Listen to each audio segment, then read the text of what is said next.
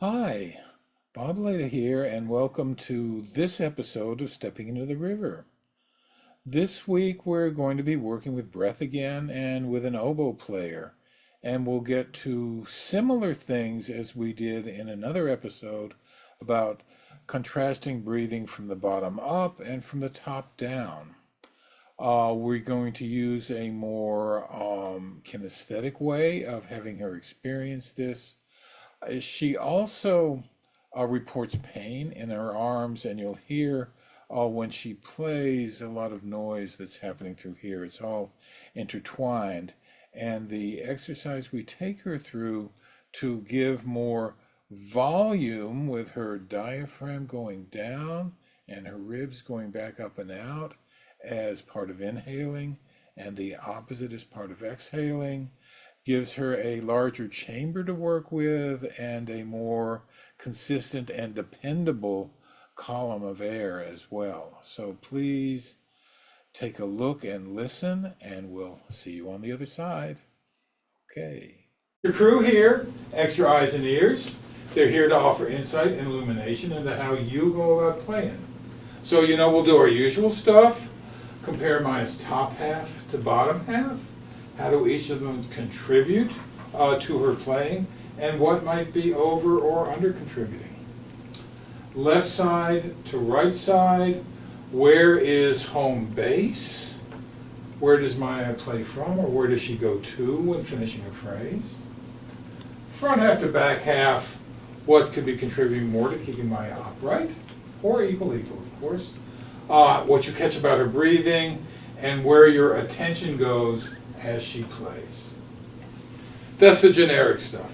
Is there anything in particular that you'd like them to hone in on or look out for? I mean, I think my right hand has wrong posture, but I don't know if you could pick up on that. Okay, so we'll look at any accommodations you might be doing with your right hand. Because it tenses up this Yeah. part of my. And where do you notice that tension when you say it tenses up? When I'm practicing, like when I have to do fast passages. Yeah. What does it show? Here. Oh, the pain? Yeah. It's like I think that's what causes the ulnar nerve to Okay, so flare. right down the whole 9 yards. Yeah. Yeah. Okay. All right. So we'll look for that. Okay. Okay. And look for pools of tension. Because there'll be opportunities to put those in your playing instead. Okay. Okay. All right. I'm getting out of the way. It's all yours.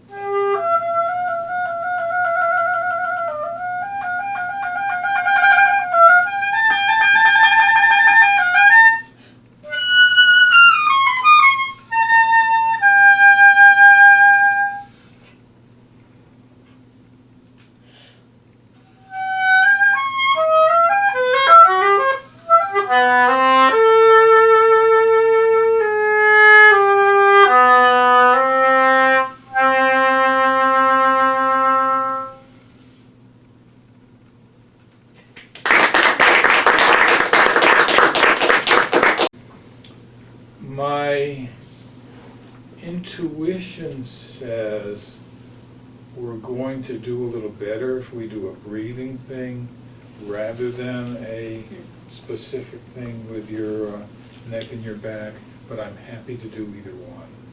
Okay. Which do you feel like?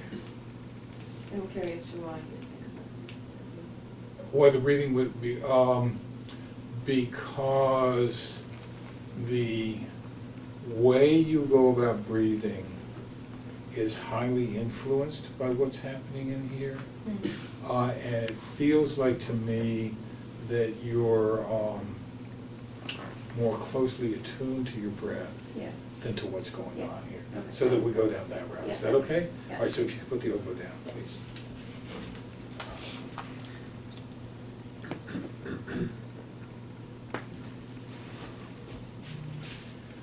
You've done, cut the camera. You know, you've studied breathing as part of what you do, right? And so you know where the diaphragm is and what it does. So what does the diaphragm do with breathing? Can you put into words or gestures or something like that? I mean, it's here, first Okay, of all. okay. And it allows you to take a bigger inhale compared to your To your lungs. chest, yeah, okay, okay. And which way does it go when you inhale? Out. Okay, all right, so. Different sounds, right? You gotta try that. They're different sounds. Your diaphragm is the border between those two places. Up above the diaphragm, it's more gas than not. Below the diaphragm, liquid and squishy stuff, right? And that's why we got different media, right?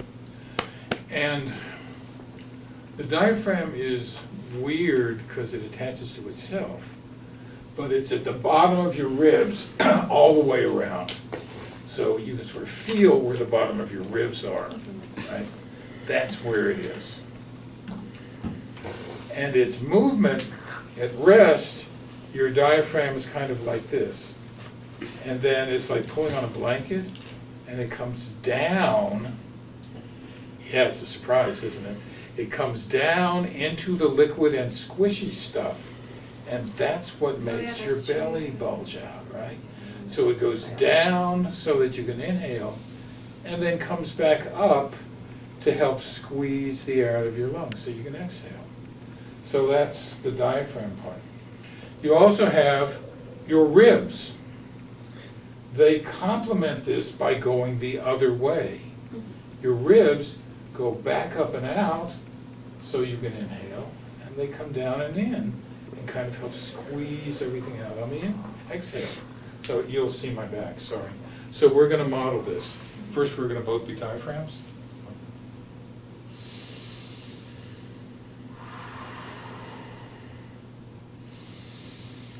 Yeah.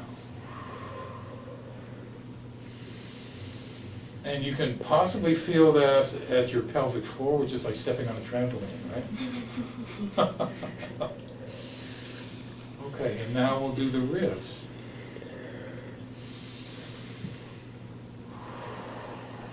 Yeah. And keep doing the ribs.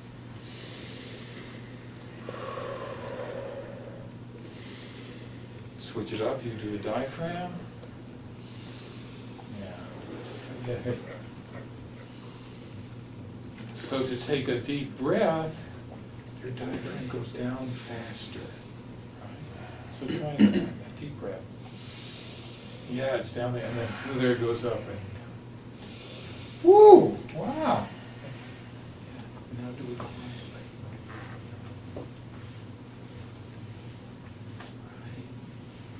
Give it a whirl, see how you do, okay?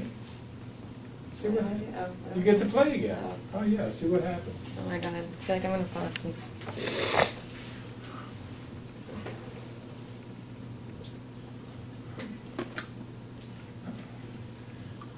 And Maya, your coordination will probably change a little bit, so, you know, not to worry if you miss a note or two. You know, it takes a while to readapt.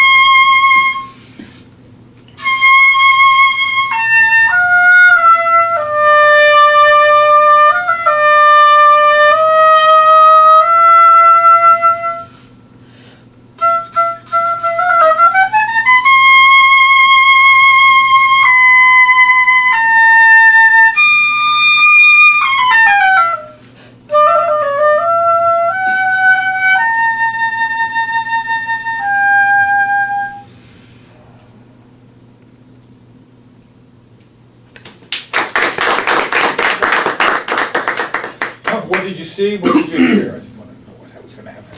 A big breath. Oh. What did you catch? Julian, yeah. I saw your hand start to. Seemed a little more centered, I guess. Less moving around. Yeah. Yeah, once. Like, as a listener, I feel more like stable. Yeah. I feel like more comfortable when I hear it. Right. Yeah, Luke. Your breath felt like less gasping, like instead of at the last second going, it felt more. Yeah, that was the smooth. thing I was hoping you were going to be able to find. The noise comes from, and for many, possibly for you, for many, that we have like a vacuum cleaner. When really the action is this diaphragmatic drop. You may run into that, with your singing as well. And you can make it. And the air will come in. The air comes in because there's more volume, and the air rushes in. It's like wind blowing, right? Yeah. So the more those deep breaths. Oh, it Yeah. actually allows me to take a big deep breath if Yeah. I'm not gasping for air. Yes. And that's going to ease things in here.